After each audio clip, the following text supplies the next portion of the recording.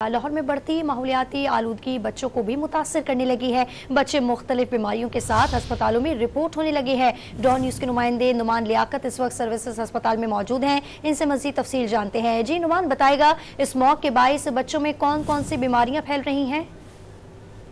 जी देखिए, लाहौर में स्मोक की शिद्दत फिर से बढ़ना शुरू हो चुकी है। एयर क्वालिटी इंडेक्स रोजाना की बुनियाद पर बढ़ रहा है और लाहौर आलूदा शहरों की फहरिस्त में पहले और दूसरे नंबर पर इसी तरह से जो है वो चल रहा है। और सबसे ज्यादा इस दौरान जो बच्चे हैं वो खासे मुतासिर होना शुरू हो चुके हैं। स्मोक ने इन्हें अपनी लपेट में ले लिया है और मुख्तलिफ बीमारियों का शिकार हो रहे हैं। मैं इस वक्त सर्विसेज अस्पताल में मौजूद हूँ और कितनी बड़ी तादाद में बच्चे यहाँ पर लाए जा रहे हैं ये जानते हैं चाइल्ड स्पेशलिस्ट डॉक्टर फैज साहब से।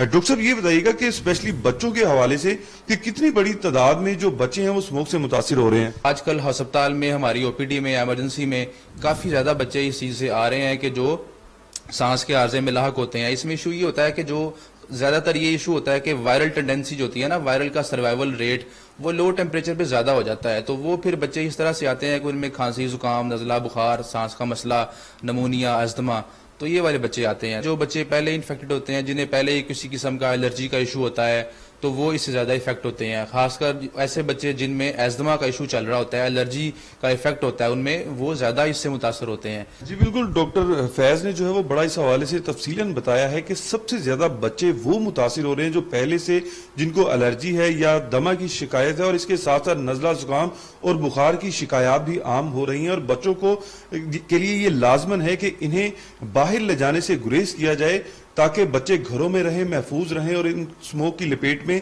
ना आ सकें। जी।